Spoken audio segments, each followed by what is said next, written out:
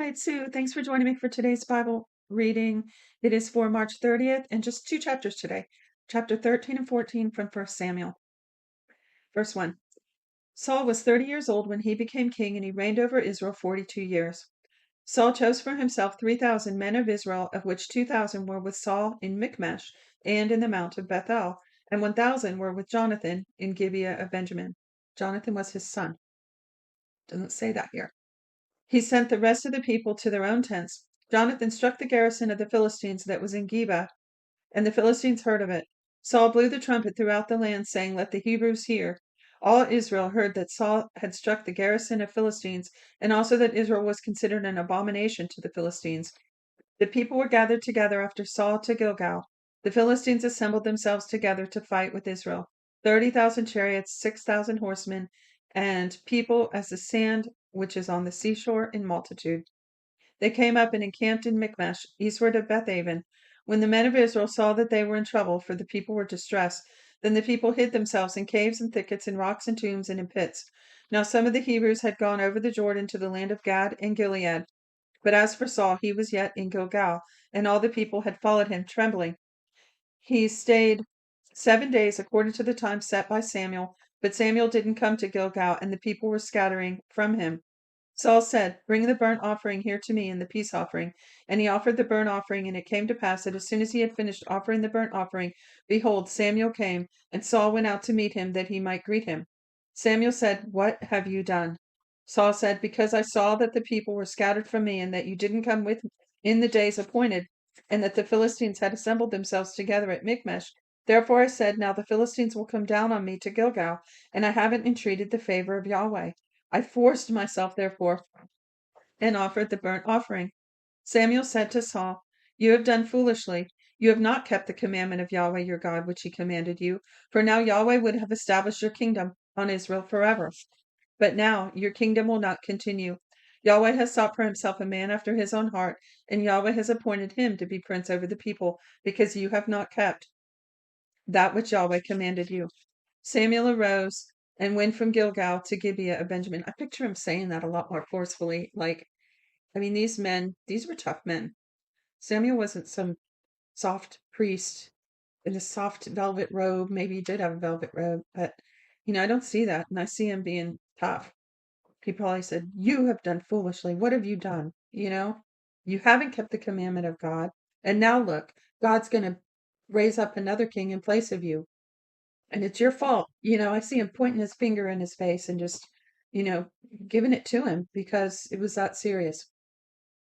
It affects the entire country, or all the people of Israel.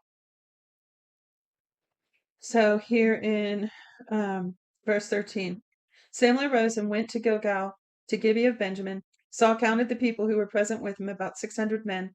Saul and Jonathan his son and the people who were present with them stayed in Gibeah of Benjamin, but the Philistines encamped in Michmash.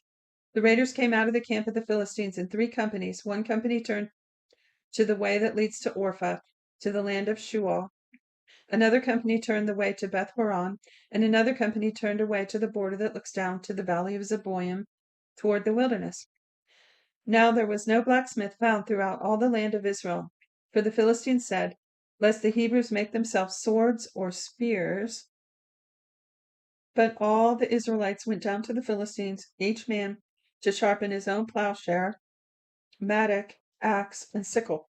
The price was 1 payim each to sharpen mattocks, plowshares, pitchforks, axes, and goads. So it came to pass in the day of the battle that neither sword nor spear was found in the hand of any of the people who were with Saul and Jonathan, but Saul and Jonathan his son had them. The garrison of the Philistines went out to the pass of Michmash. Now it fell on a day that Jonathan the son of Saul said to the young man who bore his armor, "Come and let us go over to the Philistine garrison that is on the other side." But he didn't tell his father. Saul stayed in the uttermost part of Gibeah under the pomegranate tree which is in Migron, and the people who were with him were about 600 men, including Ahijah the son of Ahitub, Ichabod's brother, the son of Phinehas, the son of Eli the priest of Yahweh in Shiloh, wearing an ephod. The people didn't know that Jonathan was gone. Between the passes by which Jonathan sought to go over to the Philistine garrison There was a rocky crag on one side and a rocky crag on the other side, and the name of the one was Bozez, and the name of the other Seneh. The one crag rose up on the north in front of Michmash, and the other on the south in front of Geba. Jonathan said to the young man who bore his armor, "Come, let us go over to the garrison of these uncircumcised. It may be that Yahweh will work for us, for there is no restraint on Yahweh to save by many or by few." Wow, that's some faith right there. He's like, God can do anything. Why can't he save through us? Why did you need a whole army? Amazing. Because in case you didn't catch that, he said, there is no restraint on Yahweh to save by many or few. His armor bearer said to him, do all that's in your heart. Turn and behold, I am with you, according to your heart. Then Jonathan said, behold, we will pass over to the men, and we will reveal ourselves to them. If they say thus to us, wait until we come to you, then we will stand still in our place and will not go up to them. But if they say, come up to us, then we will go up, for Yahweh has delivered them into our hand. This shall be the sign for us. Both of them revealed themselves to the garrison of the Philistines, and the Philistines said, behold, the Hebrews are coming out of the holes where they have hidden themselves. The men of the garrison answered Jonathan and his armor bearer and said, come up with us, and we will show you something. Jonathan said to his armor bearer, come up after me, for Yahweh has delivered them into the hand of Israel.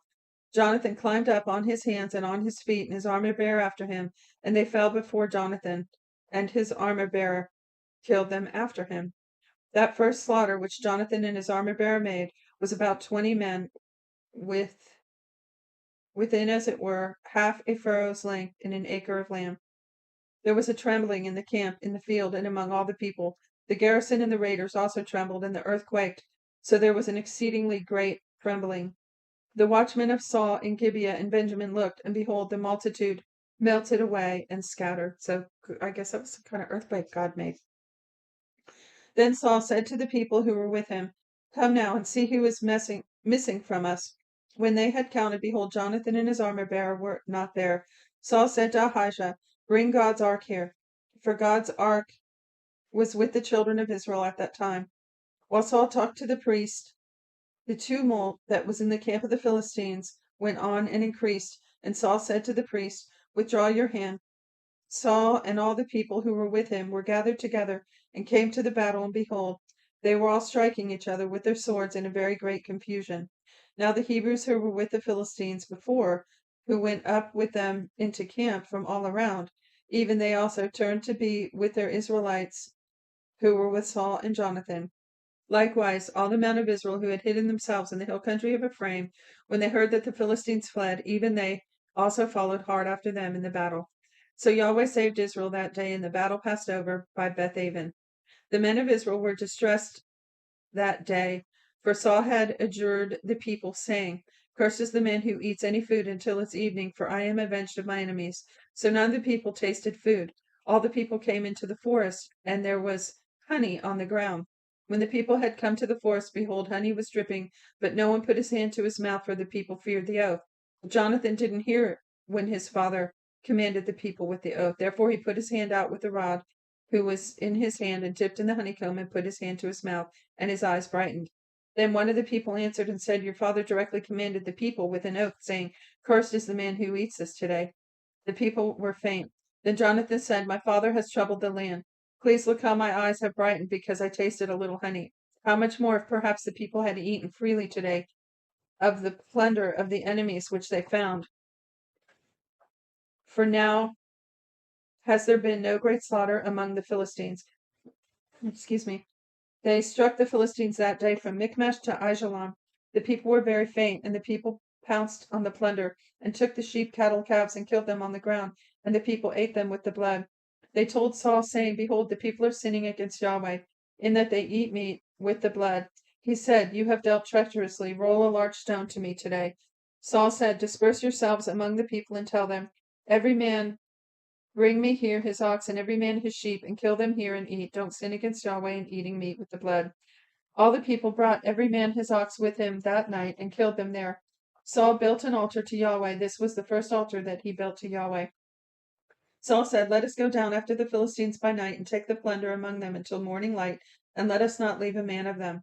They said, do what seems good to you. Then the priest said, let us draw near here to God. Saul asked counsel of God, "Shall I go down with the Philistines? Will you deliver them into the hand of Israel?" But he didn't answer him that day. Saul said, "Draw near here, all you chiefs of the people, and know and see which this sin has been today. For as Yahweh lives, who saves Israel, though it is in Jonathan my son, he shall surely die." But there was not a man among the people who answered him. Then he said to all Israel, "You be on one side, and I and Jonathan my son will be on the other." The people said to Saul, "Do what seems good to you." Therefore Saul said to Yahweh, the God of Israel, show the right, Jonathan and Saul were chosen, but the people escaped. Saul said, "Cast lots between me and Jonathan my son," and Jonathan was selected. Then Saul said to Jonathan, "Tell me what you have done." Jonathan told him and said, "I certainly did taste a little honey at the end of the rod that was in my hand, and behold, I must die." Saul said, "God do so, and more also, for you shall surely die, Jonathan." The people said to Saul, "Shall Jonathan die who has worked this great salvation in Israel? Far from it. As Yahweh lives, there shall not one hair of his head fall to the ground, for he has worked with God today." So the people rescued Jonathan that he didn't die. So in other words, the people lost all confidence in Saul's judgment. And they just didn't do what he said because it was stupid, right? It didn't make any sense and it was poor judgment and they rebelled. That's why you need strong leadership, a good, solid, righteous leader. And because people have confidence and be unified. So it says, excuse me today, my throat, my voice. So the people said, "Far from it. As Yahweh lives, there shall not one hair of his head fall to the ground, for he has worked for God today." So the people rescued Jonathan that he didn't die. Now it said he worked with God today, and that is true what happened. Verse 46, then Saul went up from following the Philistines, and the Philistines went to their own place. Now when Saul had taken the kingdom over Israel, he fought against all his enemies on every side, against Moab, against Ammon, Edom, and against the kings of Zobah, and against the Philistines. Wherever he turned himself, he defeated them. He did valiantly and struck the Amalekites and delivered Israel out of the hands of those who plundered them. Now the sons of Saul were Jonathan, Ishvi, and Malchishua, and the names of his two daughters were these: the name of the firstborn Merab, and the name of the younger Michal. The name of Saul's wife was Ahinoam, the daughter of Ahimaaz. The name of the captain of the army was Abner, the son of Ner. Now these people, his younger daughter Michal comes into play later on in the story, and also his captain of his army, Abner, is a significant person in future. So it says, the name of the captain of his army was Abner, son of Ner, Saul's uncle. Kish was the father of Saul, and Ner, the father of Abner, was the son of Abiel. There was severe war against the Philistines all the days of Saul, and when Saul saw any mighty man or any valiant man, he took him into his service. And that's it for today's reading, chapters 13 and 14. Feel free to share your comments and use the links in the description and also the email address there if you'd like your free one-year Bible. Till tomorrow, shalom, shalom.